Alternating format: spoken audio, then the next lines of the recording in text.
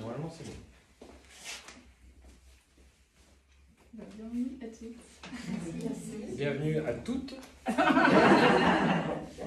Du coup.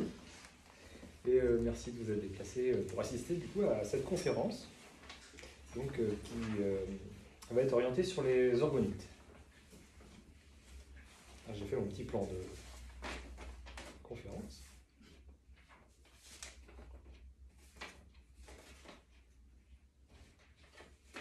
Alors, je souhaitais choisir en fait comme format de conférence plus de vous faire un peu un témoignage sur mon parcours, ma rencontre et comment moi je travaille en fait avec ces objets. Donc comment je les fabrique, comment je vais en quête de matériaux, en quête de matière et en quête de processus pour pouvoir en fait arriver au produit final qui est l'orgonite.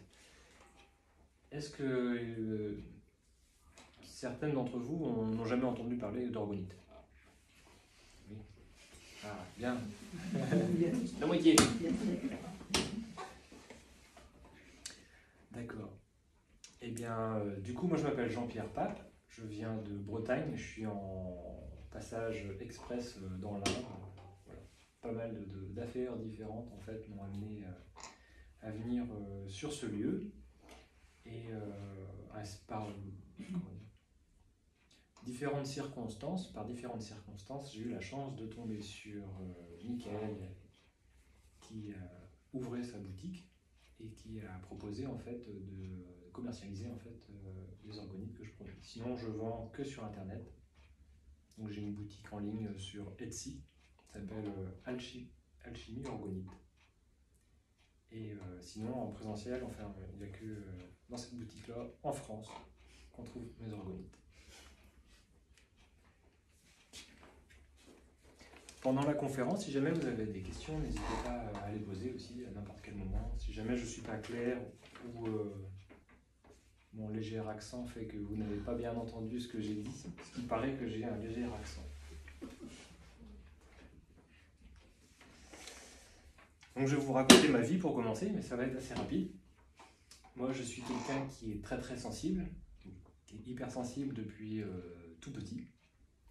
À l'adolescence, les circonstances ont fait que c'était pas possible d'être aussi sensible dans un monde comme celui-là, du coup j'ai tout fermé. Et par des circonstances un peu dramatiques et très brutales, suite à un choc émotionnel traumatique, vers l'âge de 24-25 ans, en fait tout s'est rouvert. Une fois que ces perceptions, en fait, cette sensibilité s'est rouverte, j'ai cherché à travailler dessus, j'ai fait la rencontre de quelqu'un qui m'a aidé à les comprendre et à les structurer. Donc j'ai fait un stage de 2 jours et en 2 jours j'ai tout compris. J'ai compris comment ça fonctionnait et du coup j'ai structuré mes perceptions, j'ai structuré mon ressenti et j'ai pu avoir une lecture du monde que je pouvais décoder. C'est tombé à peu près à la même période en fait où je surfais sur internet comme un peu tout le monde fait. Et je suis tombé sur ces orgonites et j'ai vraiment ressenti un appel très fort avec ces appareils, avec ces choses-là, ces produits. Et donc j'ai développé une capacité du coup de clairvoyance. Donc ma sensibilité s'est transformée en capacité de clairvoyance. Donc j'entends en fait comme capacité de clairvoyance, c'est la capacité à avoir accès à des informations sans trop de limites en fait, sans trop de freins, sans trop de cadres. Donc c'est très vaste. Donc la question après c'est qu'est-ce qu'on en fait? Et du coup j'ai regardé ces appareils et j'ai vu qu'il en dégageait une énergie qui était vraiment très intéressante et surtout qu'elles avaient une capacité de transmutation qui était vraiment très importante. Donc une capacité de transformation, c'est d'attirer des énergies positives, les remodeler, les redistribuer en énergie négative, en énergie positive. Et donc j'ai commencé à en faire depuis, c'était il y a une dizaine d'années à peu près. Et donc j'ai commencé à assembler des matériaux et puis le processus a évolué. Moi j'ai progressé en technique, j'ai commencé d'abord pour moi, puis en distribuer, voilà, le cadeau d'anniversaire classique, pendant longtemps c'était devenu les orgonites. Et puis j'ai commencé à à monter un laboratoire, puis qui est devenu trop petit. J'ai monté un deuxième laboratoire. Là, aujourd'hui, j'en suis à mon troisième laboratoire. Et j'ai commencé à en commercialiser sur les salons de bien-être, énergie subtile, tout ça. Et j'en vendais en fait que aux thérapeutes. J'en vendais que aux réflexologues plantaires, aux gens qui étaient dans l'énergie, dans l'énergétique, des gens qui communiquent avec des baleines, voilà, que aux thérapeutes. Donc je me suis dit que le public que je ciblais n'était pas forcément adéquat. Et je me suis rendu compte que les orgonites parlent aux gens qui ont souvent déjà du ressenti. Souvent c'est un peu comme une évidence, les gens passent à côté et ressentent vraiment un lien fort avec l'objet. Ils n'ont pas forcément besoin de savoir ce qu'ils contiennent, comment ça a été fait et tout ça. Jusque-là, ça va? Maintenant, je vais vous parler de l'orgonite en elle-même. Donc, qu'est-ce que c'est une orgonite? Donc, l'orgonite a été inventé par un bonhomme qui s'appelle William Reich et qui a beaucoup travaillé sur les notions de sexualité sacrée. Il a défini, lui, il a appelé orgone l'énergie primaire, ce qu'on appelle le chi, le ki, le prana. Lui, il appelait ça orgone en rapport avec l'énergie orgasmique. Donc orgasme, orgone. Et il s'est rendu compte qu'avec différents types d'appareils, il pouvait en fait concentrer cette énergie. Lui utilisait des boîtes qui étaient une alternance de feuilles de carton et de feuilles d'aluminium. Carton alu, carton alu, carton alu, créer une boîte et il se rendait compte que quand il mettait une plante à l'intérieur de cette boîte-là, elle avait une croissance qui était beaucoup plus rapide en fait qu'une plante qui était à l'extérieur. Que les plantes étaient en meilleure santé et qu'il y avait... Du coup, il en a déduit le principe et la technique en fait de concentration de l'énergie à travers ce principe mécanique. Donc d'alternance de carton et d'aluminium. Puis pour diverses raisons, c'est tombé un peu aux oubliettes. Et le processus a été repris début des années 80, mais en modifiant le principe, en travaillant toujours avec l'alternance matière métallique et matière organique, mais en créant un mélange de copeaux métalliques et de différentes résines. La résine, en fait, étant un composé organique. Après, il y a des explications et des détails chimiques qui font que ça marche plus dans le sens où il faut que la matière organique en fait ait des chaînes de carbone qui soient plutôt longues, plus c'est long et mieux ça marche. En ce sens, il y a plusieurs matières organiques qui peuvent fonctionner. Les plus utilisées aujourd'hui, c'est les résines, donc les résines polyester, les résines époxy, mais aussi le sucre, qui est fondu en fait en forme de caramel, en texture de caramel. Les copeaux métalliques, on s'aperçoit que plus c'est déstructuré et plus c'est efficace aussi.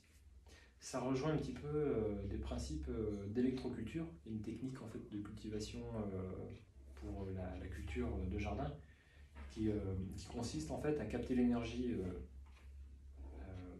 l'électricité statique résiduelle qui est dans l'air, la capter, la canaliser et la ramener dans le sol à l'aide d'antennes et de paratonnerres comme des petits hérissons ou des aiguilles métalliques. Et plus il y a d'aiguilles en fait, et plus ça va capter. L'être humain est conçu aussi un petit peu comme ça, avec ses cheveux. En fait, nos cheveux en fait, vont capter l'électricité statique et on va les transférer à la terre avec nos pieds, donc en marchant pieds nus. Les orgonites, on s'aperçoit que c'est pareil en fait. Plus c'est déstructuré, plus c'est fin, plus c'est coupant, plus c'est en vrac, et mieux c'est. Pourquoi? Je sais pas. Mes connaissances, moi j'ai pas vraiment lu de livres, je lis pas beaucoup, j'ai pas regardé beaucoup de vidéos, c'est basé sur l'observation en fait. Je fais quelque chose, je regarde les effets, et je vois et j'en déduis des conclusions. Donc aujourd'hui, moi je travaille avec des copeaux métalliques, donc c'est essentiellement de la limaille d'acier et d'inox que je récupère. Et après, j'ai développé des processus de purification de métaux qui sont issus de techniques d'alchimie qui consistent en fait à faire fondre des métaux afin de les purifier et de les informer. Donc, on dit que l'eau, en fait, on peut l'informer. Tout le monde est d'accord avec ça? eh bien, on s'aperçoit que le métal, quand il est à l'état liquide, il a les mêmes caractéristiques que l'eau, c'est-à-dire qu'on peut aussi l'informer. Sauf que quand il redurcit, en fait, il va garder cette information. Donc ensuite, moi j'ai des processus de purification de métaux, de cuivre et de laiton, qui consistent par exemple à faire fondre dans un creuset du cuivre ou du laiton. Une fois qu'il est en fusion, il va être informé. Et après, je vais le faire couler tout doucement dans une grande bassine qui fait 1 mètre d'eau, 1 mètre de hauteur, qui est remplie d'eau, dans lequel je crée un vortex. Et le cuivre, du coup, va se redurcir en fait en étant dans ce vortex. Ça crée une dynamique et une information qui est très très particulière. Et pareil pour le laiton. Mais je vais travailler aussi avec des métaux déstructurés. Je peux travailler aussi avec de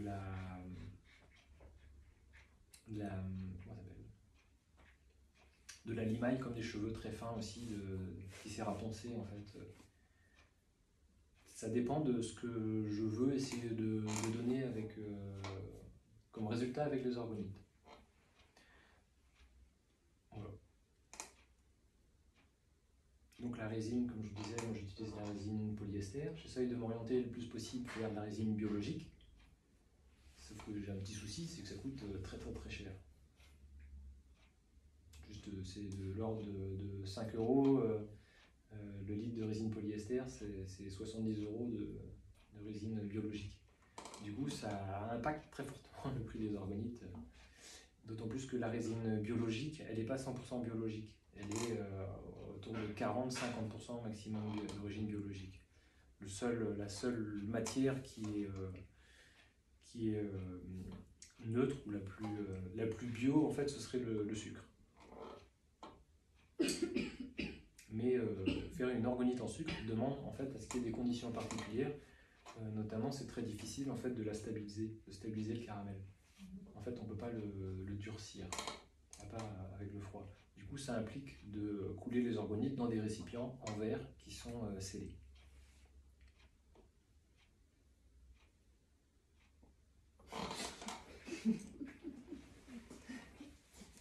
Si vous avez des questions, n'hésitez pas.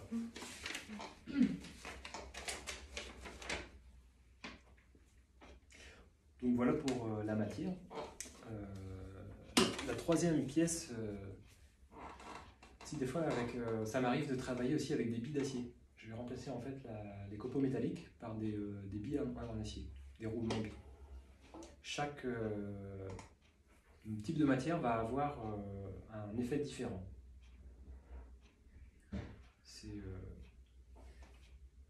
Vous pouvez me donner un exemple? Parce que c'est très abstrait. C'est très abstrait, un exemple. Trop concret quoi. Pour moi, c'est très abstrait. Comment ça? Je veux dire, quand vous dites selon le métal que vous utilisez, ça donne des effets différents. Vous pouvez me donner un exemple?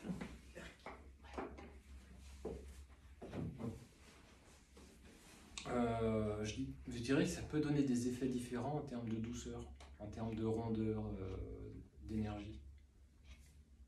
Si je travaille avec des fils en acier, par exemple, que je vais mettre dans une noix, par exemple, je vais faire une orgonite en forme de noix. Ouais. La forme de la noix, en fait, quand elle est ouverte, quand il y a le cerneau, en fait, c'est une représentation des deux hémisphères en fait, du cerveau. Ouais. Donc l'orgonite en forme de noix va avoir un effet en fait sur la resynchronisation en fait des deux hémisphères. Donc je vais travailler avec de la paille de fer, là, donc des fils de fer très fins. Ça va représenter un petit peu comme les connexions neuronales entre les deux hémisphères, quoi. Après, ça va plus être du ressenti. Une orgonite où il y a des copeaux métalliques qui sont très déstructurés, par exemple une pyramide, la forme d'une pyramide, c'est quelque chose qui est assez piquant. Comparé à un œuf, en fait, la forme, elle n'a rien à voir. L'énergie qui va s'en dégager sera complètement différente. Et le ressenti sera complètement différent. Quand la forme de la pyramide va avoir un effet... j'ai remarqué que des pyramides, je vends beaucoup aux thérapeutes, par exemple. Et que les pyramides, ça va pas du tout travailler l'ancrage ou l'enracinement. Parce que la forme de la pyramide, ça va plus aider les gens à se connecter au cosmos, à l'énergie cosmique, de manière à aller chercher de l'information. Voilà. Parce que c'est un peu ça qui est demandé quand un phéloxologue plantaire travaille sur quelqu'un, en fait, c'est être connecté, en fait. Voilà. Donc certaines organites ne vont pas du tout travailler sur l'ancrage. Ça va travailler en fait sur la connexion. Et alors, celle pour l'ancrage? Pour l'ancrage, vu qu'on est sur la forme, au tout début, j'ai travaillé sur la géométrie sacrée. Donc j'ai travaillé sur des proportions particulières. Donc j'ai fait des pyramides. J'en fais toujours. Hein. Au début, je faisais quasiment que ça. Au nombre d'or. Des pyramides au nombre d'or et au nombre de pi. C'est-à-dire que les pyramides que je fais sont en proportion de la pyramide dite de Khéops, de la grande pyramide d'Égypte. Donc c'est les arêtes, en fait, c'est les proportions. Après, il y aurait d'autres types de pyramides au nombre d'or. J'ai travaillé sur des plateaux. Donc j'ai des plateaux dans lesquels, en fait, je vais faire des dessins géométriques.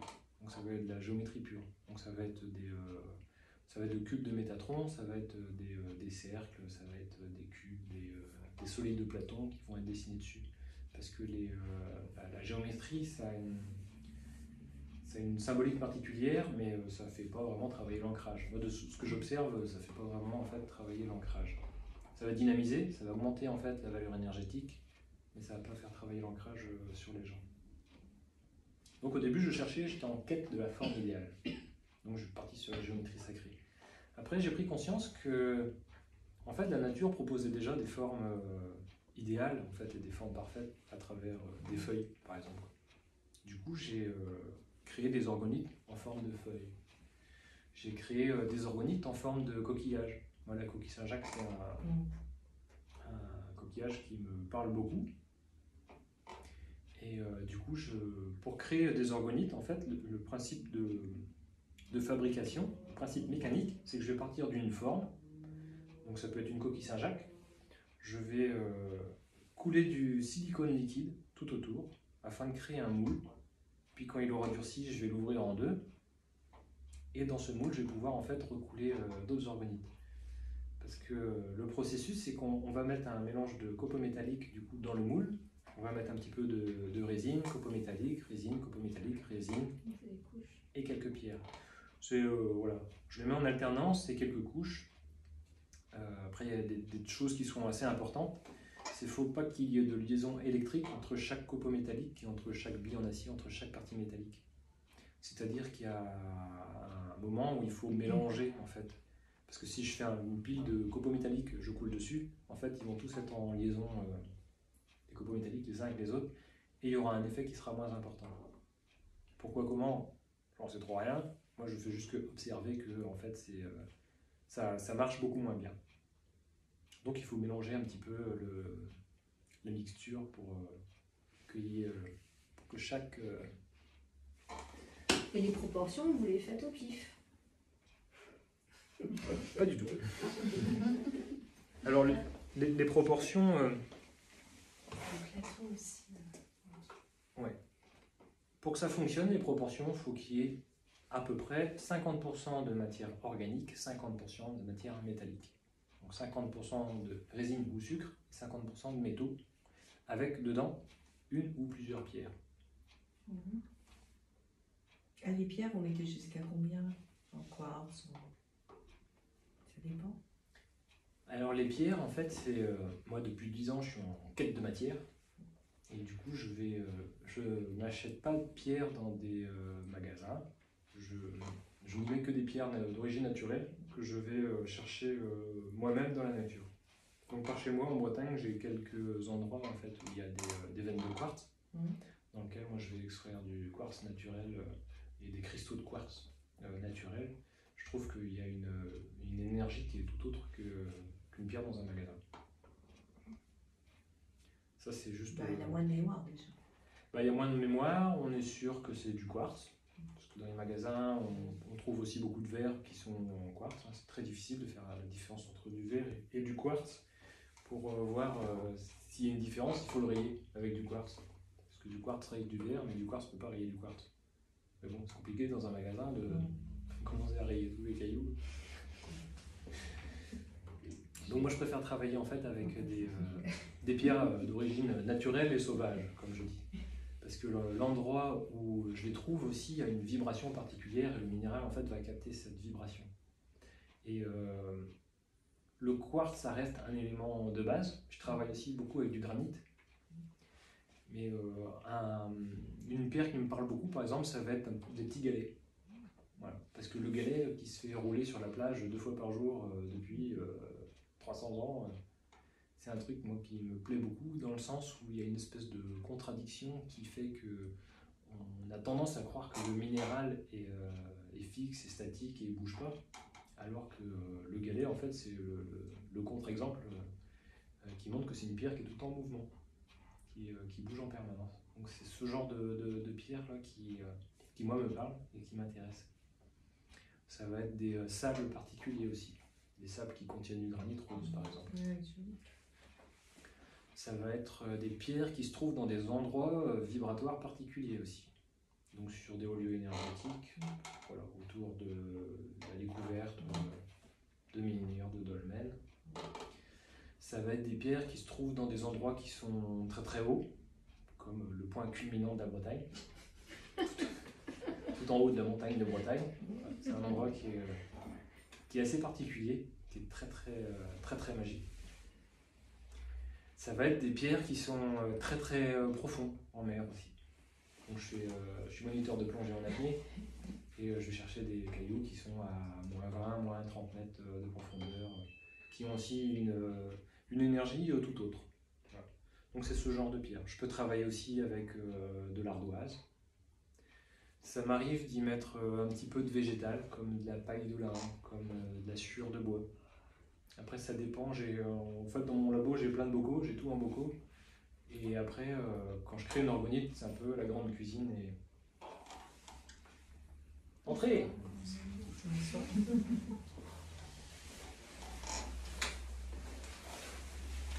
C'est un peu la grande cuisine et voilà, et je lance tout et je fais à ma sauce mais complètement au ressenti et au feeling. D'accord. Je me suis rendu... Votre ressenti qui dit, voilà, là, la mixture, elle est prête, quoi. Elle est juste. Elle est juste. Ouais. Parce j'ai une sensibilité qui fait que quand je pose un objet sur une table, en fait, je vais le tourner, puis à un moment, ça va faire clic. Et c'est comme ça qu'il doit être, en fait, pas autrement. Il y a une forme de justesse, en fait. S'il vous plaît, un peu de sérieux. En fait, il y a une forme de justesse dans le ressenti, mais ce pour tout, quoi. C'est-à-dire que moi, ma place, elle est ici, et chaque objet, en fait, a une place et tout. Et ouais, c'est comme si je ressentais une justesse. Il y a un moment, c'est juste, et si je décale, c'est pas juste. C'est moins juste. C'est juste quand même, mais un peu moins. Du coup, quand je crée, dans le processus de création, en fait, c'est complètement ça. Je me suis aperçu que si j'essayais de faire quelque chose avec une orgonite, donc j'allais utiliser mon mental pour créer quelque chose, pour faire quelque chose en particulier, et ben ça faisait jamais au final ce que je voulais faire. Ça faisait toujours un truc qui était complètement à côté, mais qui était bien mieux en fait que ce que je voulais faire.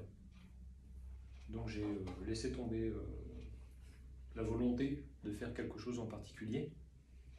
Et voilà, je m'occupe juste en fait de la forme.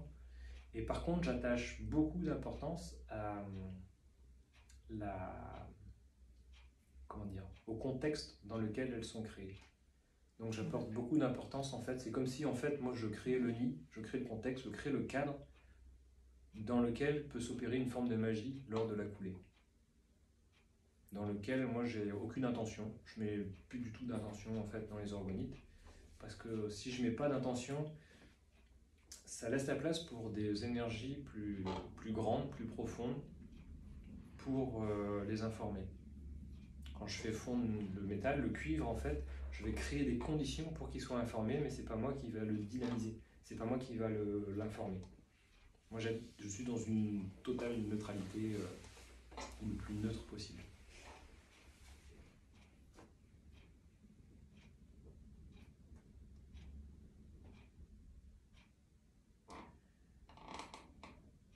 formes, d'abord la géométrie sacrée, ensuite voilà, il y a la nature et tout ça, du coup des coquillages, des palourdes, des noix, des formes qui me parlent. Et là dernièrement, je travaille plus sur des archétypes. Donc ça va être des hiboux, ça va être des tortues, ça va être des éléphants, ça va être des baleines.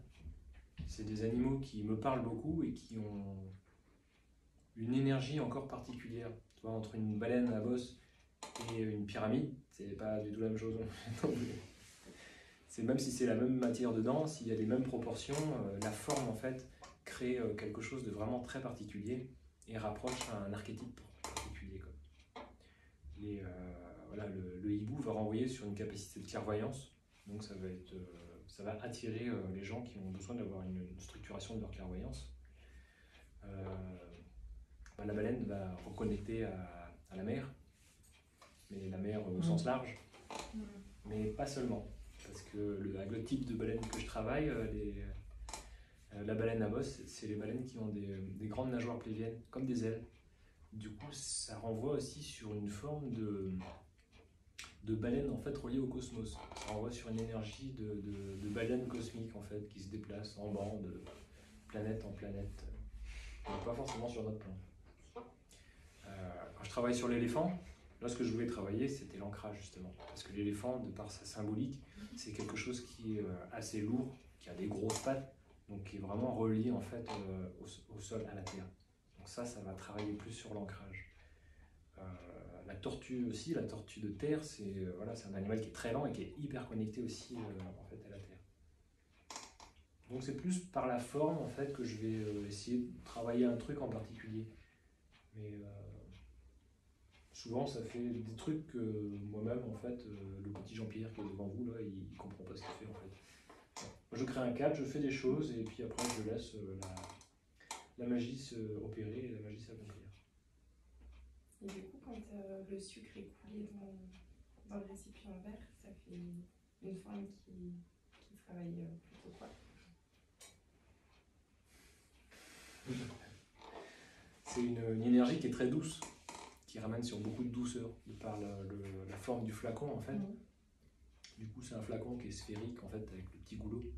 Donc ça reste une forme qui est très, très ronde, très douce, très maternelle en fait.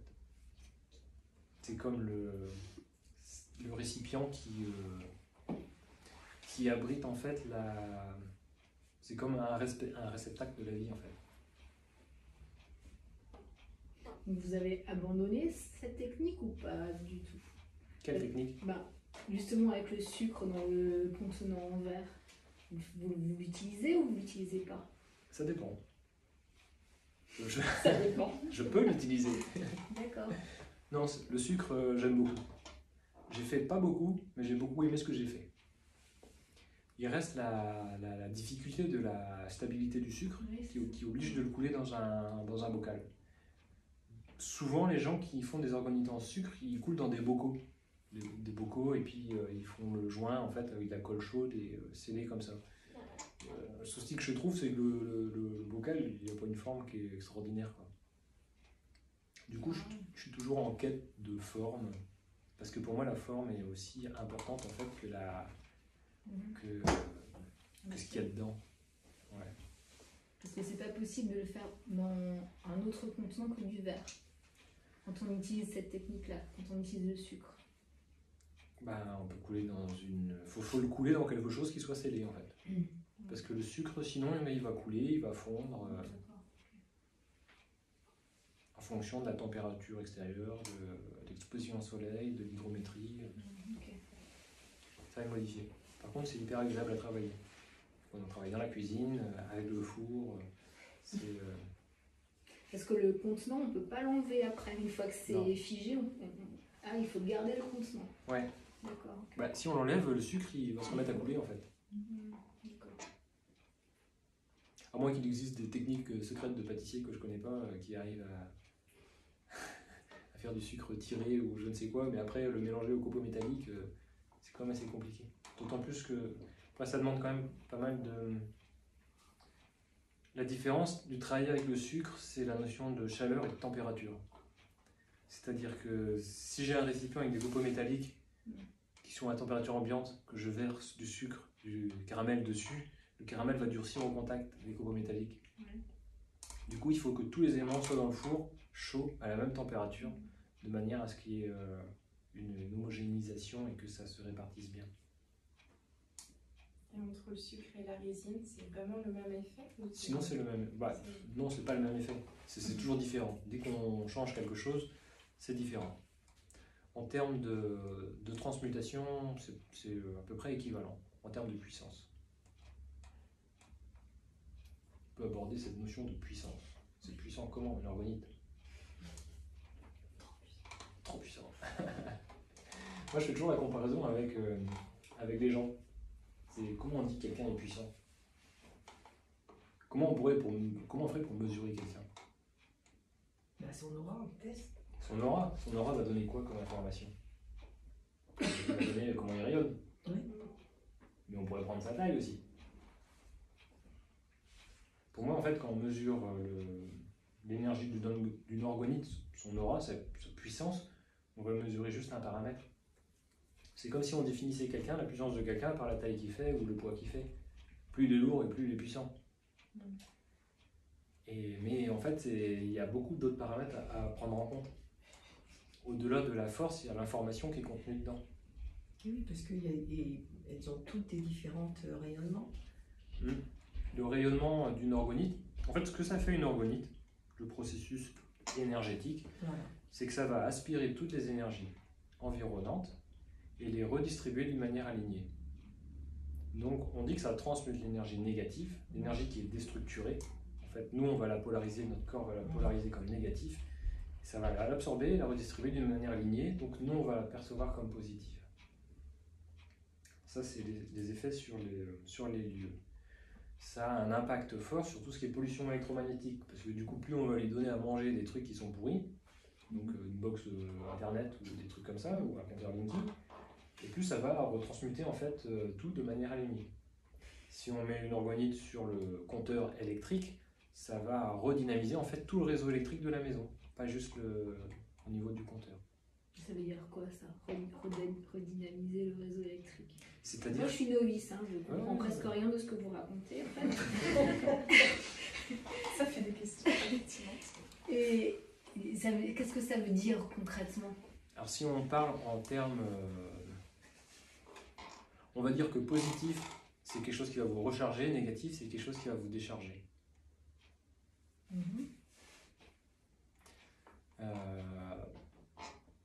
C'est comme si en fait vous avez une aura autour de vous, il faut voir une espèce de bulle. Cette bulle va passer son temps en fait à se dilater, se contracter en fonction de ce que vous vivez. Ouais. Quand elle se contracte, elle va se contracter quand vous êtes face à quelque chose qui est négatif. Si on vous agresse, si quelqu'un vient vers vous, vous vous sentez menacé, l'aura va se contracter. C'est une forme de protection. Donc vous êtes polarisé en négatif. Si vous êtes face à une expérience qui est positive, donc de la joie ou vous vivez quelque chose, ou si vous êtes sur un lieu qui est très positif, votre aura en fait, va se dilater. Donc c'est ça que ça fait à peu près. Mais ça se fait naturellement. Ça se fait naturellement. Et du coup, le fait d'avoir une orgonite, qu'est-ce que ça change dans ça? Alors en fait, le corps humain va polariser en négatif les champs électromagnétiques. Donc quand vous allez vous rapprocher d'une prise de courant, en fait, votre aura en fait, va se contracter. Voilà. Si ce courant n'a plus d'influence sur vous et est traité par une orgonite, vous n'aurez plus cette contraction. D'accord. Voire l'inverse. Parce que l'orgonite a des effets sur les lieux, mais a aussi un effet sur les gens. Et souvent, les orgonites vont avoir tendance à dynamiser, à augmenter en fait le champ vibratoire des personnes qui sont autour. Donc, on va se sentir en fait mieux. Ça peut être perçu comme très négatif. D'ailleurs, c'est un des reproches qu'ils m'ont fait à la boutique là, par rapport à la vente des orgonites. Ils m'ont dit on les vend pas parce que les gens ils gagnent et c'est trop puissant. Désolé, je contrôle pas. Parce que pour certaines personnes, de ressentir cette dilatation, ça peut être assez désagréable, même si c'est positif. mais ça peut être perçu comme négatif pour le système. Inhabituel. Inhabituel. Inhabituel, ouais. Et du coup, il faut avoir un certain niveau de, je sais pas moi, de conscience pour ressentir ça. Non. Non, ça le Donc, fait. moi, si je la prends dans la main, ça va me faire quelque chose. C'est ça. Tu peux essayer? Ah oui. Je vais ressentir quelque chose. Non, pas forcément. Ça dépend de votre sensibilité. Ça dépend de votre sensibilité. Moi, je travaille beaucoup avec des gens qui sont électrosensibles, parce qu'ils sont très sensibles dans leur environnement. Donc, eux vont ressentir très très fortement en fait, l'énergie des orgonites. Ouais, enfin, soit j'arrive pas à le percevoir, soit, pour moi, c'est un objet comme un autre en fait. Ouais, mais c'est pas parce que vous ressentez rien qu'il se passe rien. Ouais. Je ressens, je le ressens pas en fait. Alors je sais pas si je suis fermée à ça ou je sais pas exactement, mais pour moi c'est un objet. Oui, mais peut-être dans les 2 jours, dans les 3 jours, vous aurez peut-être mal à la tête et vous allez vous recadrer d'une autre manière. Parce que le produit aura fait son effet sur vous de manière inconsciente. Ouais. Moi, ce que je vois, c'est qu'il y a des gens qui prennent des orgonites et puis qui se mettent à pleurer. Pourquoi, comment Parce que simplement, il y a un truc qui rentre en résonance avec eux. Moi, je la sens d'ici. Et du coup, quand tu dis que tu la sens, c'est-à-dire que tu sens quoi? Après, je pense que c'est différent pour chacun. C'est différent pour chacun. Ouais. Moi, je sens quelque chose de frais, en fait, qui dilate. Et puis, je sens qu'elle agit sur le niveau de mon cœur. Toi aussi, tu sens ça? J'ai pas la notion de frais, mais depuis tout à l'heure, depuis que tu l'as dans la main, en tout cas, pour moi, ça se passe ici aussi. Ce qui est chouette, c'est que moins tu la sens, plus les autres vont sentir à ta place.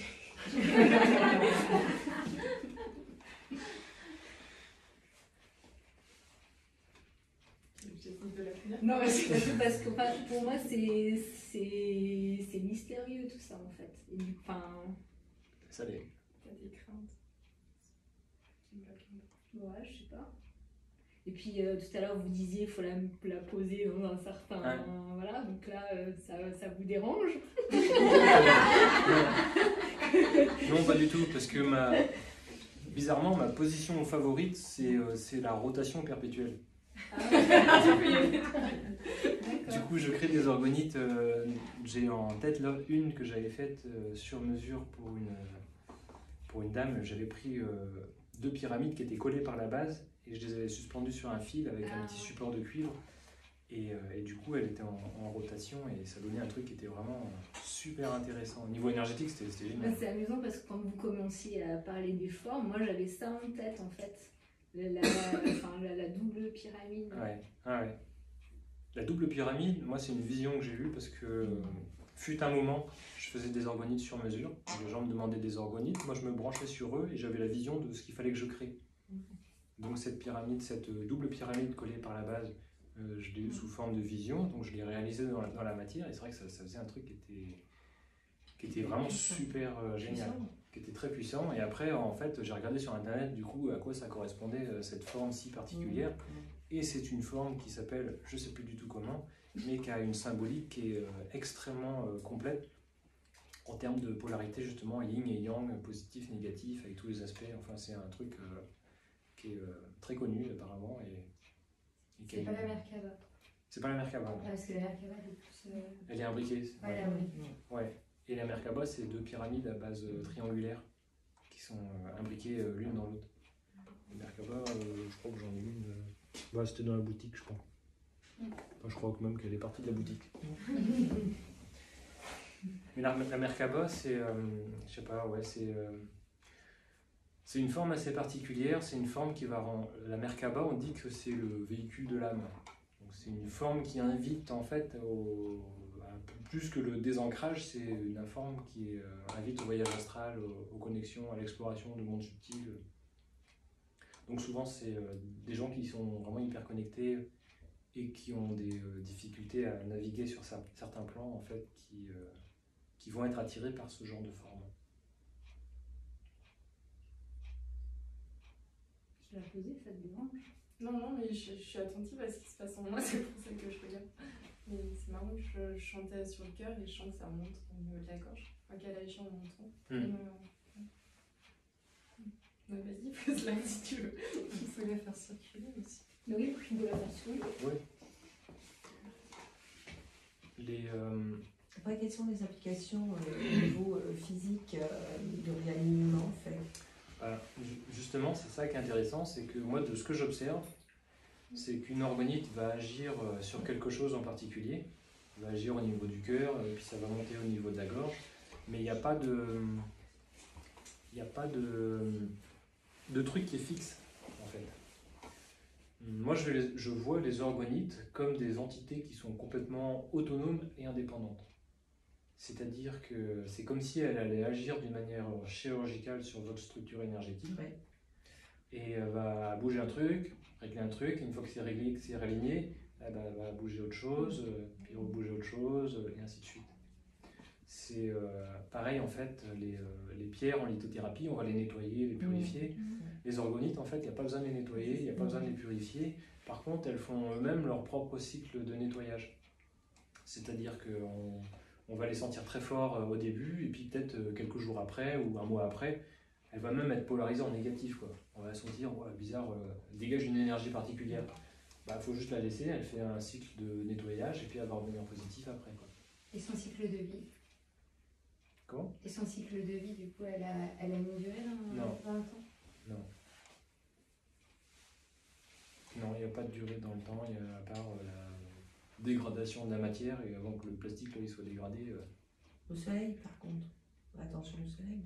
Par Le- rapport à la résine. Le soleil peut jaunir légèrement la résine, après ça dépend de la qualité de la résine qui est utilisée. Voilà. Aujourd'hui, beaucoup de résines sont traitées anti-UV et jaunissent pas au soleil. D'accord.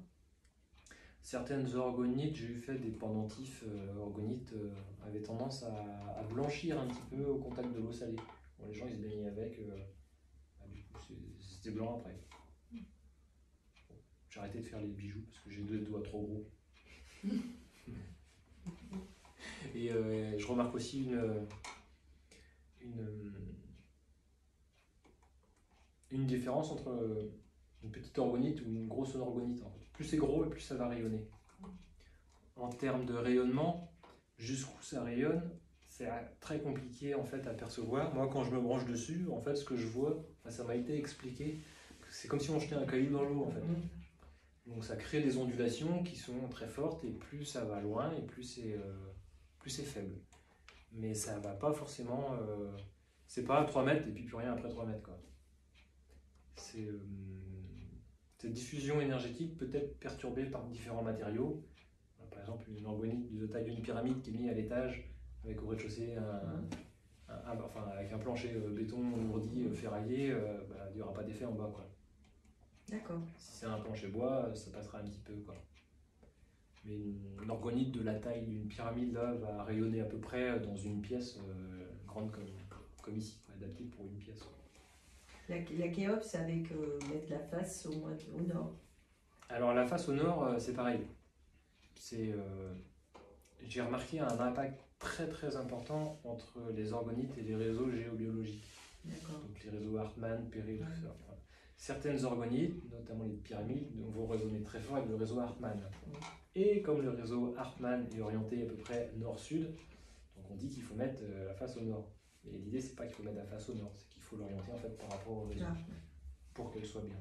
Donc quand je dis que je la tourne comme ça, en fait c'est qu'il y a un moment quand ça fait clic, c'est qu'elle est sur le réseau. Quoi. Parce qu'elle n'a pas du tout le même positionnement. Quoi. Il faut qu'elle soit dessus ou à côté? Comment? Il faut qu'elle soit dessus. Tout dépend. Ça dépend ce que tu veux faire. Si tu la mets dessus, ça va modifier la ligne. Les orgonites ont des interactions très très fortes comme ça avec la géobiologie, tout ce qui est veine d'eau souterraine. Ça va... Quand un courant d'eau passe dans une faille souterraine, l'eau sur la friction de la paroi va générer en fait un champ énergétique qui va être dirigé vers le haut et qui va perturber en fait les gens qui stationnent dessus. Donc c'est quelque chose qui va très... L'effet de l'eau en général a un effet très négatif sur le corps humain, le frottement de l'eau. souvent les humains vont le percevoir comme quelque chose de négatif. D'autant plus que l'eau va renvoyer en fait sur la sphère émotionnelle et ça va rentrer en résonance avec tous les gens qui ont des problèmes pour gérer leurs émotions. Donc souvent, c'est des gens qui vont avoir des problèmes au niveau du troisième chakra, ça va toucher des problèmes de digestion, des constipations, ou toutes sortes de trucs, des maux de ventre. Donc des gens qui vont avoir des problèmes émotionnels vont être en résonance et être impactés par les veines d'eau souterraines ou l'eau en général, quoi. Donc une orgonite sur une veine d'eau en fait peut repolariser le rayonnement et régler le problème de la personne. D'accord. Uniquement sur la maison. Ça n'empêche pas que la personne, quand elle va sortir à l'extérieur, elle va garder en fait sa problématique de gestion des émotions. Après, l'orgonite peut aussi agir sur la personne. Donc là, c'est une porte à vous. Bah, c'est plus une porte parce que travailler des organites dans les poches, enfin des pyramides dans les poches, c'est pas très. Ah, c'est plutôt pour l'environnement en fait. C'est pas une pierre à porter sur soi. Enfin, une pierre. Alors, ça c'est uniquement mon point de vue. Moi j'ai beaucoup de points de vue qui sont en contradiction par rapport aux autres. Mais pour moi, l'être humain il n'est pas fait pour vivre avec des cailloux dans les poches, quoi.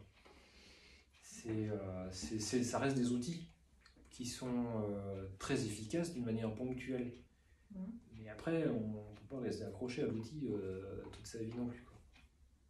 D'autant plus que l'outil il va travailler sur un truc, une fois que le truc il sera réglé, qu'il aura fait son truc. Il y a un moment, il faut réussir en fait à le lâcher et puis passer sur autre chose. Est-ce que tu pourrais en dire plus sur la démarche qui est initiée par la personne qui en fait la demande et puis les personnes qui sont extérieures? Je pense à mes enfants par exemple qui, si cette ergonite, pardon, dans la maison, eux vont bénéficier en fait d'effets ou pas d'effets sur ce que tu peux en dire.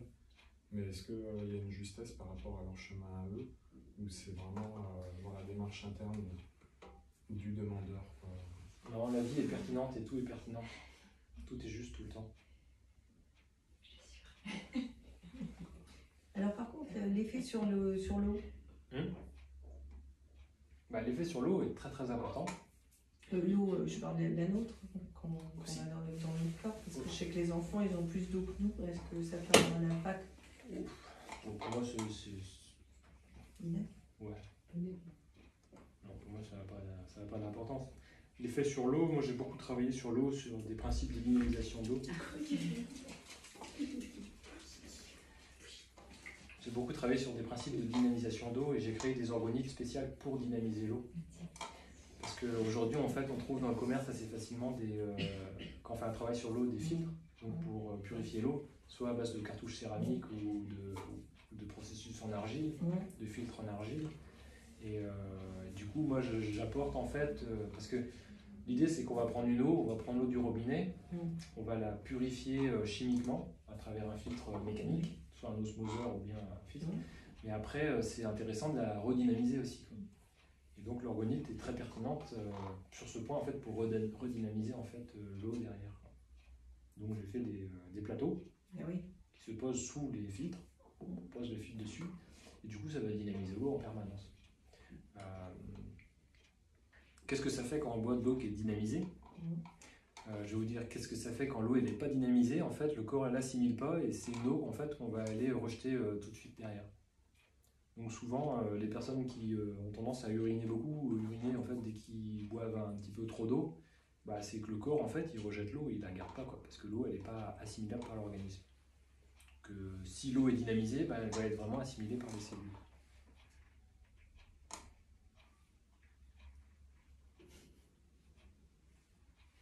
Ça, c'est un des effets que moi j'ai observé. Après, il y a on voit beaucoup de tests sur Internet qui ont été faits sur l'effet de l'orgonite sur l'eau à travers la congélation. Donc, ils mettent un bol avec de l'eau dans le congélateur, une orgonite qui est posée dessus, et en fait, on voit vraiment tous les bulles d'eau en fait, qui sont dirigées en fait, vers l'orgonite. Il y a un effet pour le coup c'est une des manières de rendre visible en fait l'effet de l'orgonite sur l'eau et sur la matière.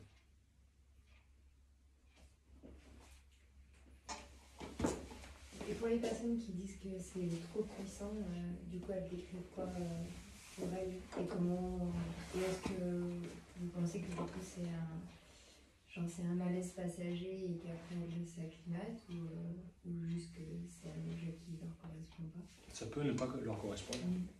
L'orgonite ne correspond pas à tout le monde. C'est pas l'objet idéal que tout le monde doit avoir chez soi. Ça correspond à certaines personnes, à d'autres ça peut ne pas correspondre. Ça peut bousculer beaucoup. Ça va bousculer beaucoup les gens qui sont très sensibles, qui vont sentir des trucs.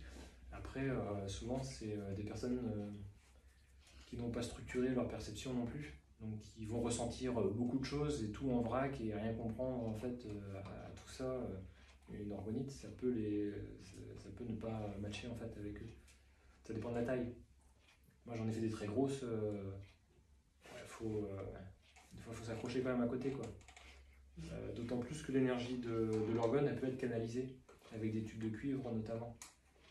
Donc si je plante des tubes de cuivre dans une grosse orgonite, ouais, pour le coup là, au-dessus des tubes, on sent vraiment l'effet, quoi. Même les gens qui ont peu de ressenti.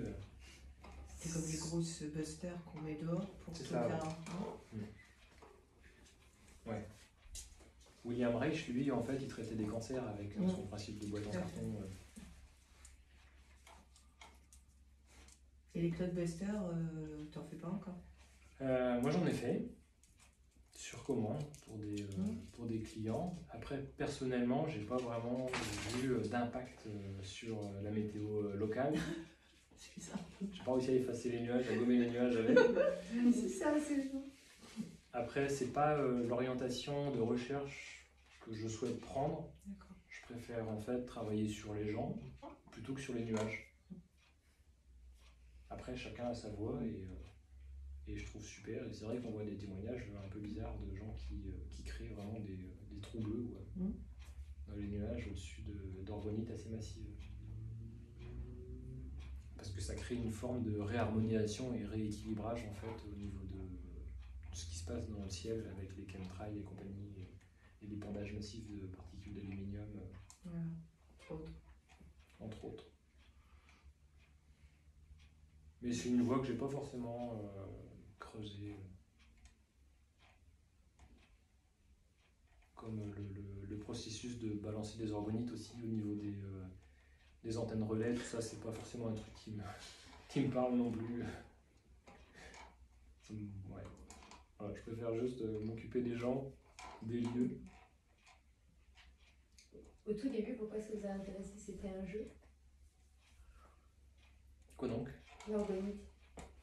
C'était quoi la porte d'entrée de... La porte d'entrée, en fait, ça a été par la clairvoyance, en voyant en fait l'impact que ça avait sur les gens et sur moi. Je me suis dit, putain, là, il y a un truc qui est vachement intéressant. Donc c'était juste l'observation en fait directe. Et le lien avec la chimie, parce que du coup vous disiez que le nom de votre site, et puis on entend du coup le creuset, des choses comme ça et tout. C'est les différentes étapes de création. C'est les processus de création. C'est les processus de purification des lieux. C'est vraiment des processus. En fait, c'est la philosophie en fait, qui est identique. La méthodologie, moi je ne cherche pas à matérialiser une pierre philosophale, mais les processus en sont vraiment très similaires. Dans le sens de se dépouiller, de revenir à un enfant, pour en fait faire des trucs sans chercher à atteindre un objectif en particulier. J'ai juste observé qu'il y avait énormément en fait, de points communs et que la voie était très, très proche. Donc en ce sens, ça peut se rapprocher un petit peu. Et vous mettez aucune intention.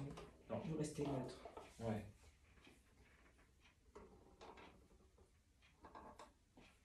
C'est quoi le serpentin qui est derrière? C'est une spirale de cuivre. Et ça a quel rôle? J'en sais trop rien. D'accord. Ça fait partie des éléments en fait. Ça fait partie des éléments qu'on peut rajouter. Ça fait partie des éléments qu'on retrouve beaucoup dans les orgonites. Des petites spirales de cuivre. Ça ça a des effets, après lesquels moi j'ai pas forcément accès à savoir ce que ça fait exactement en particulier. C'est plus en fait, l'image qui me vient, c'est comme si tu démontais une montre et tu me demandais ça sert à quoi cette roue, tu vois, c'est un peu ça. Je dis, bah, c'est une roue quoi. À quoi ça sert? Ça fait partie de la montre. Le fait est que quand j'ai créé cette orgonite, il y avait une pertinence à mettre un truc comme ça dedans. Du coup, ce truc-là m'a appelé et je l'ai mis dedans. Mais pourquoi, c'est une question qui me dépasse complètement.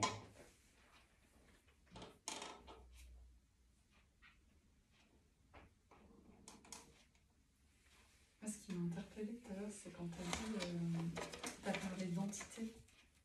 C'est comme si ça crée une entité vivante dans la matière. Ouais. Comme s'il y avait un esprit dans la matière ou quelque chose comme ça. C'est ça, mais c'est pas ça. Si on veut aller un petit peu plus loin, en fait, quand je regarde dessus comment fonctionne une orgonite, ce que je vois, c'est plus un portail. C'est plus une porte. C'est comme le bouquin sur l'eau, l'au-delà de l'eau. En fait, comment il s'appelle Colin. Colin explique que quand il crée un vortex pour dynamiser de l'eau, quand il regarde en fait avec un appareil qui mesure les biophotons, il se rend compte que c'est tout au bout, aux pointes, au centre du vortex, c'est comme si ça créait un tout petit trou, un truc bizarre par lequel jaillissait en fait une ionisation négative, quoi. Donc qui est plutôt positif pour l'être humain. Et voilà. Et les orgonites, c'est un petit peu pareil. Moi, quand je regarde, en fait, c'est comme si ça créait un portail, c'est comme si c'était une porte, en fait, par lequel des présences, on va dire, puis peuvent intervenir et puis avoir accès, en fait, à notre structure énergétique, si on parle des gens. Des présences que positives, évidemment. C'est des présences qui ne sont pas forcément polarisées. Parce que positif, négatif, ça c'est typiquement l'être humain qui a cette polarisation de croyances judéo-chrétiennes de bien et de mal. Voilà. Après, ça fait bouger. Ah bah oui. Après, quand on bouge, on peut l'interpréter comme bien ou comme mal. C'est.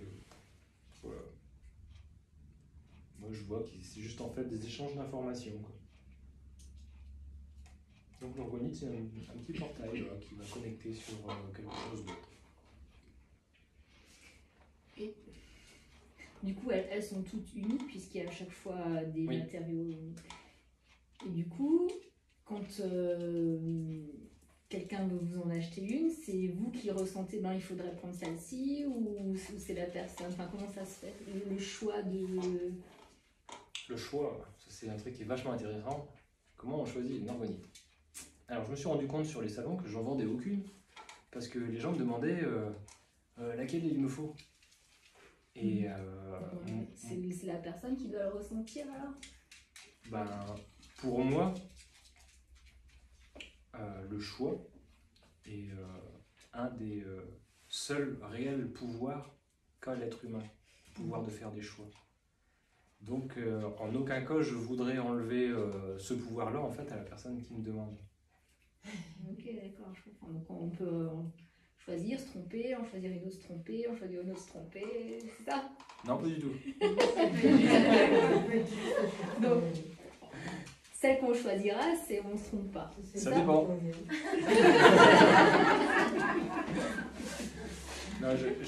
Aujourd'hui, j'arrive à l'expliquer d'une manière relativement simple. Au sujet du choix, en fait, le choix, il est bon quand il vient de vous. Si ce choix vient d'une autre personne, il n'est pas forcément juste. L'idée, c'est de réussir à faire un choix conscient, de vraiment se centrer sur soi et de voir laquelle est pour moi ou laquelle il nous faut. Et ça, on peut le faire à travers un écran d'ordinateur, quoi. Parce que vous disiez... Sur la boutique Etsy. Ouais. De quoi? Sur la boutique Etsy. Oui, c'est ça. En fait, c'est principalement donc, sur un site internet. Oui. On ne peut pas le voir en vrai, on ne peut pas le toucher. Du coup, Enfin, moi, il me manque une donnée, quoi. Ouais. Moi, j'ai besoin d'aucune donnée. Même si je vois pas, je sens pas. Ça dépend des gens après. Certaines personnes, ce qui arrive souvent, par exemple, c'est que souvent, en fait, quand il y a plein d'orgonites, certaines personnes, en fait, ils vont être, il y a trop d'informations. Ouais. C'est pas moyen de choisir. L'idée, c'est que ça montre en fait que ces personnes, en fait, n'ont pas ne peuvent pas orienter leur perception, faire un focus ou un ressenti sur une seule chose, quoi. C'est comme si leur énergie était dispersée en fait partout en même temps, quoi.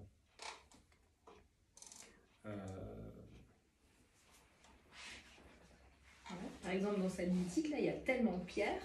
Il y a tellement de pierres qu'au niveau informationnel, ça peut être perçu comme un joli bordel. Ouais. Tout à fait. Alors moi j'ai des thérapeutes qui viennent chez moi et ils prennent une orgonite, puis ils vont dehors au fond du jardin, et puis pendant 2 minutes pour essayer de ressentir qu'est-ce qu'elle fait celle-là, puis qu'ils reviennent, qu'ils prennent une autre. Et puis d'autres en fait derrière en fait c'est juste une histoire de structuration des perceptions. Et il suffit juste de se demander en fait que je vais ressentir l'énergie juste de l'orgonite sur laquelle se posent mes yeux. Et ça c'est une méthode de structuration en fait des perceptions. Et pour là vous aurez en fait le ressenti uniquement et ultra ciblé juste sur là où vous posez vos yeux. Vous ne serez pas parasité par le reste. Mais si vous ne structurez pas, bah, c'est un petit peu c'est un peu ce qui vient, quoi. Donc c'est juste une histoire de focus. Donc par rapport au choix, moi ce que je vois c'est que voilà, sur les salons j'en vendais pas parce que voilà, les gens me demandaient laquelle il me faut. Si je leur aurais dit bah, c'est celle-là, ils auraient pris celle-là, quoi. Mais même si c'est celle-là qui aurait été juste, moi j'ai pas envie de. Je veux que ce soit les personnes qui fassent le choix eux-mêmes de ce qu'il faut. Alors maintenant j'oriente un petit peu, très légèrement, mais le choix reste vraiment en fait libre à la personne. Et ce que je vois, c'est que plus les gens sont connectés sur eux, plus ils ont de ressenti et plus c'est juste évident, quoi. C'est paf, c'est celle-là, quoi. C'est tellement celle-là que quand je vois les deux, c'est comme si en fait j'avais créé l'orgonite pour cette personne.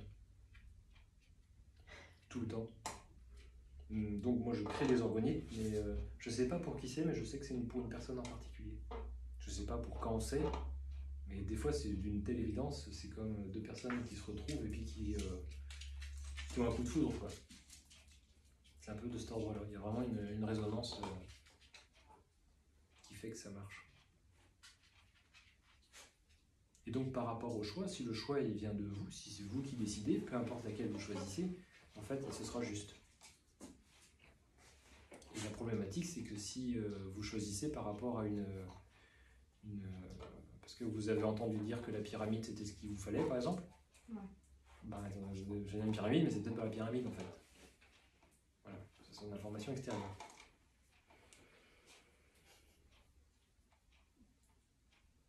Et normalement, on ressent qu'on a fait le choix juste.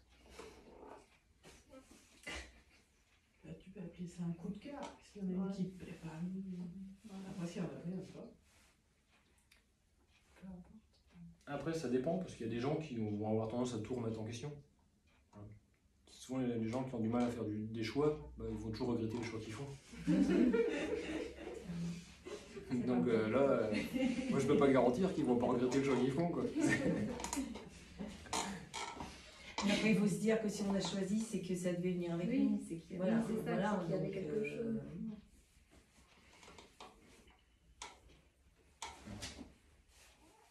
Sinon, on peut laisser un temps aussi. Laisser un temps. Un temps comment?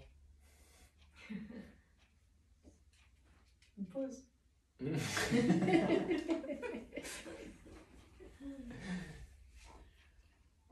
Ouais. Sinon, on peut se prendre le temps. Vous n'êtes pas obligé de faire un choix immédiat. C'est ça. Ouais. Je pense que c'est ce que ça voulait dire. C'est ce qu'elle voulait dire. Ouais. C'est vrai que moi j'ai tendance à aller très vite. Droit au but et être efficace.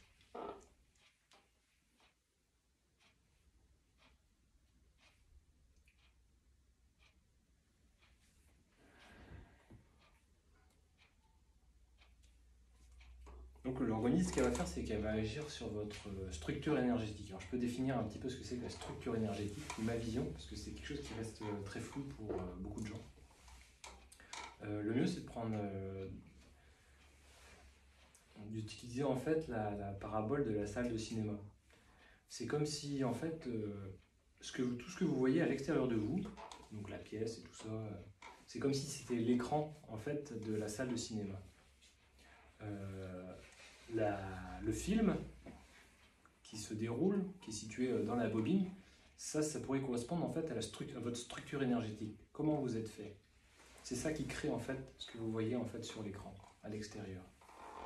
En sachant que la seule chose qui est vraiment réelle en fait, c'est la lumière qui va traverser en fait cette bobine. Cette lumière, c'est ce qu'on appelle le prana, le chi, le ki, l'orgone. C'est une énergie primordiale qui est non polarisée, c'est juste une énergie pure, qui va passer dans le filtre de notre structure et qui va projeter du coup une image en fait sur l'écran, c'est ce qu'on va voir à l'extérieur. L'orgonite en fait va avoir un impact sur la structure énergétique, donc va faire des petits réglages, des petits bidouillages et modifier et réaligner au niveau de la structure énergétique, de manière en fait à ce que ça change notre perception du monde.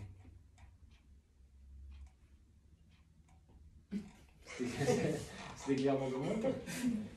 Ouais. C'est juste une image pour représenter un petit peu. Donc la structure énergétique, c'est la bobine, c'est ça dans ton image? Ouais. Et l'orgone, c'est la lumière qui passe à travers. Ouais. L'énergie. Oui. La vie. Du coup, dans les effets observés, quand on va un peu dans du concret, des choses chouettes que vous avez pu observer de changements sur un lieu ou sur une personne, à travers et ce que vous voyez de particulier ou ce que les personnes elles ont pu réaliser, elles, comme changement dans leur perception du monde en lien avec ça. Bah, moi, je ne suis pas forcément les personnes après. Ce que je vois, c'est juste l'interaction en fait. Vous avez quand même eu dans vos proches ou dans des personnes qui... Cadeau d'anniversaire. Ne serait-ce que sur vous. Oui.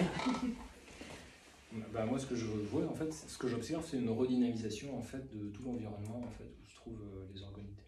Une repolarisation. Ça fait en sensation, quand vous rentrez dans un lieu, des fois, vous sentez le lieu bizarre, quoi, ou pas bien, quoi, où il y a un truc qui cloche, quoi.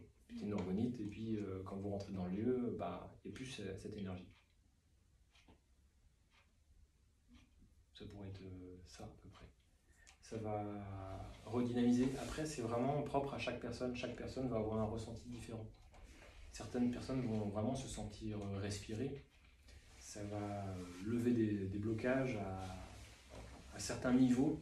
Souvent, les gens vont passer par le corps, donc vont ressentir dans leur corps, là, ça travaille sur la gorge, ça travaille sur le troisième œil. Donc, ça peut être perçu comme des picotements, de la chaleur, du froid, une résistance, une densité de l'air différente. Après, ça agit sur un niveau qui est très subtil, où il n'y a pas de retombée immédiate sur ce qui se passe. Et ça va juste en fait, ramener de la fluidité en fait dans le flux de la vie. Donc la personne ne percevra même pas en fait qu'il y a eu un effet positif parce que elle va vivre des expériences positives où elle va ne plus être confrontée à une problématique.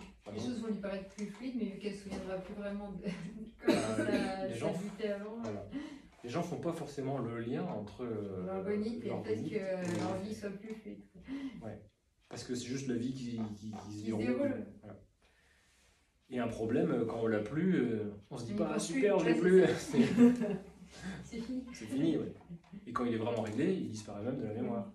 On s'en rappelle même pas. Il n'a jamais existé. Il n'a jamais existé. Donc il n'y a pas d'effet immédiat. C'est quand même une perspective intéressante. Il faut avoir une certaine ouverture d'esprit.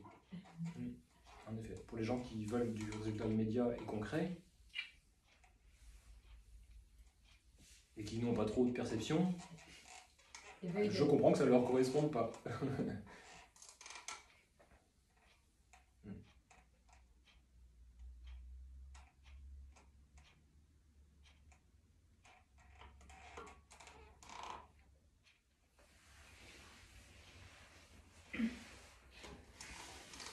que vous avez des questions? Est-ce que l'on peut en avoir une dans chaque pièce, une forme différente Oui. Il peut y avoir des interférences ou pas du tout? Non. Non. Non, non. De même, sur les salons, j'ai croisé des gens qui vendaient des appareils de rééquilibrage. Alors, je ne sais plus comment ça s'appelle. C'était des espèces de formes de grands quartz qui avaient une géométrie particulière. Oui. Où le gars avait dit qu'il fallait surtout pas mélanger avec des organites parce que c'était fallait pas. Et bah, comme lui il avait un et puis que moi j'avais plein d'organites, on a essayé, on a mélangé et moi j'ai pas vu d'interaction négative particulière. Y a pas de, j'ai jamais vu vraiment de contre-indication ou d'effet négatif en fait. Mis à part par moment où en fait au niveau énergétique le ressenti peut être modifié quand ils font leur cycle de purification, de nettoyage. Là ça peut être un petit peu différent, mais après en fait ça évolue, c'est cyclique, mais il n'y a pas vraiment d'interaction négative. Après ça dépend du ressenti des gens aussi, quoi. Parce que moi j'en travaille souvent beaucoup avec moi et moi ça ne m'affecte pas, enfin il n'y a pas grand chose qui m'affecte. Mais certaines personnes qui sont très sensibles, ouais, ça peut les déranger d'avoir autant de stock énergétique. Et du coup, ils peuvent dire oh, je la prends pas, elle est trop forte. Mais ils la ressentent comme forte aussi. Ils la ressentent comme forte, ouais. Par rapport à leur perception. Ouais, voilà. Et par rapport à leur polarisation, comment ils vont interpréter en fait cette énergie. Ce que je vois, c'est que certaines personnes je vais mettre plein d'organites sur la table, de toutes formes différentes. Il y en a qui vont pas du tout voir les œufs. Bon, mais ça rentre même pas dans leur réalité, quoi. Et il y en a d'autres, ils vont arriver et paf, ils vont voir que les œufs, ça va être le coup de foudre sur les œufs, quoi. Parce que il y a la forme qui fait que c'est assez particulier. Après, moi, je travaille avec des formes d'œufs qui sont très particuliers aussi, parce que c'est des œufs qui ont une construction géométrique particulière. Oui, c'est des œufs qui sont construits en fait sur le nombre d'or à partir d'un pentagone. Il y a un plateau dans la boutique là où le tracé est dessiné. En fait, on part d'un cercle, on fait un pentagone dedans. Dans le pentagone, on peut faire un pentagramme, donc une étoile à 5 branches. Et au centre du pentagramme, ça redessine un autre pentagone, donc on peut refaire un pentagramme dans le petit. Et à partir de là, on a tous les points des arcs de cercle pour tracer en fait ce qu'on appelle l'œuf primordial. C'est un œuf qui a une forme parfaite et une vibration qui est vraiment très très particulière. Ça renvoie vraiment sur la création du monde. C'est quasiment une première forme qui est apparue dans le monde. Peut-être plus doux pour une chambre ou vers un lit, pour mettre sous un lit, ouais. Comme un dôme, quelque chose comme ça. Ouais. C'est une forme qui est très douce, très ronde, très matricielle, qui va avoir un impact en fait sur la création, mais la création dans son sens global. Donc c'est pas forcément la maternité ou la fécondité, ça peut être la création de projets, ça peut être la création d'une entreprise en fait. C'est une forme qui va aider en fait à travailler là-dessus, à amener de la douceur et de la rondeur. Qu'une pyramide ne va pas du tout travailler là-dessus. Elle n'aura pas du tout la même énergie, le même effet.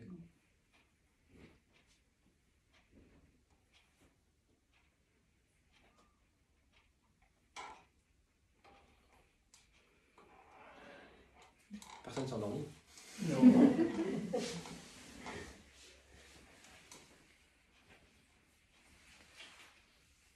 J'ai créé des orgonites aussi, souvent celles de grande taille vont avoir tendance à émettre des pulsations. Donc des espèces de rayonnements. Je me rappelle d'une orgonite que j'avais déposée à la demande de personnes qui travaillaient dans une office de tourisme. Et on pourrait harmoniser l'ambiance entre les gens dans l'office de tourisme. Et du coup, j'avais une grosse sphère qui faisait à peu près ça en diamètre. Donc quelque chose qui était vraiment très grosse, qui devait faire dans les 5 kilos, que je leur ai prêté pour un petit moment. Et c'était vraiment super rigolo parce qu'elle avait posé sur le comptoir à l'office de tourisme avec mes petites cartes de visite devant, c'était marrant. Et ce que je voyais en fait, c'est que ce que j'observais, c'est qu'il y avait vraiment une pulsation, c'est comme si en fait elle absorbait tout doucement. Et au bout de toutes les 2 minutes environ, c'est comme si ça faisait une explosion. Et ça a redistribué en fait toute l'énergie, comme un anneau en fait, qui partait en expansion comme ça. Et là où elle avait placé, en fait, ça tombait à peu près au niveau du cœur des gens. Et je trouvais que c'était vachement super intéressant en fait, du coup, comme ça. Et elle faisait ça, elle passait son temps à faire ça, du coup. Elle avait comme ça, cette espèce de respiration en fait. Elle absorbait, et ça explosait toutes les 2 minutes. Voilà, un phénomène observé, étrange. Pourquoi du comment, je sais pas.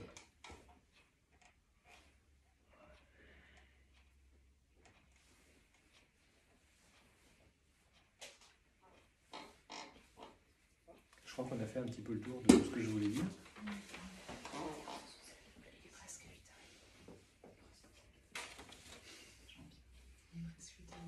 Ouais. Ok. Je voulais juste terminer par un petit peu de publicité. Il me reste quelques places. J'anime un stage vendredi après-midi sur le développement des perceptions extrasensorielles. Donc, la structuration et le développement des perceptions extrasensorielles qui est orienté pour les thérapeutes ou les gens qui ont du ressenti, qui ont beaucoup de ressenti et puis qui ne savent pas trop comment le canaliser. L'idée c'est d'apprendre à vous à passer d'une sensation en fait à une information claire sur ce qui est observé. Par exemple, pour les kinés, pour les ostéos, en fait, ils vont dérouler un protocole, sentir un blocage au niveau d'un muscle, ils vont débloquer le muscle, mais pas forcément en fait savoir qu'est-ce qu'ils ont débloqué. Donc moi j'ai la capacité en fait d'avoir accès à l'information exacte de ce qu'ils ont débloqué. Et donc l'idée c'est de structurer en fait les perceptions des gens, de leur apprendre à les structurer pour qu'ils aient accès en fait à ce genre d'informations. Soit pour faire des soins ou après pour tout et n'importe quoi. Donc on va travailler sur la capacité de visualisation, donc la clairvoyance, la clairaudience, le clair toucher et voir en même temps quelles sont les capacités des gens. Donc qu'est-ce qu'ils ont comme capacité qui prédomine et les mettre en lumière, les montrer et leur apprendre en fait, leur donner les outils pour les développer. Donc si vous êtes intéressé, il me reste quelques places. C'est à quelle heure? C'est vendredi de 13h30 à 17h30. Ça se passe où? Ça se passe à Chenavel, à Jujurieux.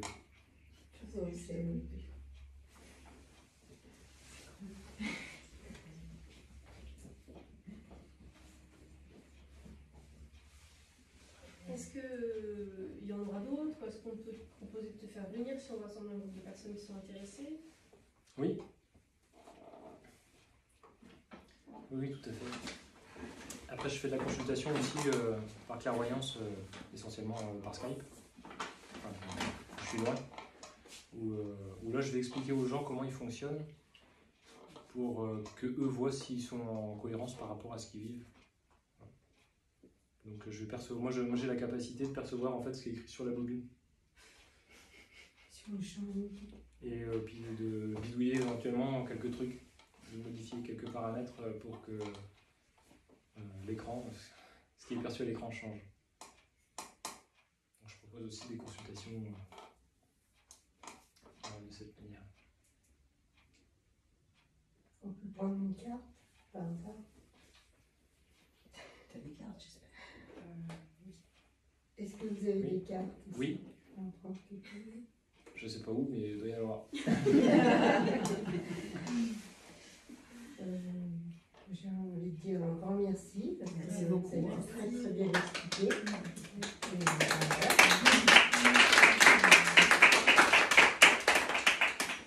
Merci Je à vais vous. partir avec quelques cartes si vous voulez bien. Vous étiez bon public. Voilà. En fait, c'est endormi. Un grand merci à vous, puis j'espère que je vous ai éclairé un peu plus. Ah mais très bien. Après, si vous avez d'autres questions, tout ça, faut pas hésiter à. Vous pouvez aussi m'écrire via Internet. Internet, Facebook ou par mail. Moi, je suis désolée. Désolée. Eh bien, bonne soirée à vous. Merci. À bientôt. Merci.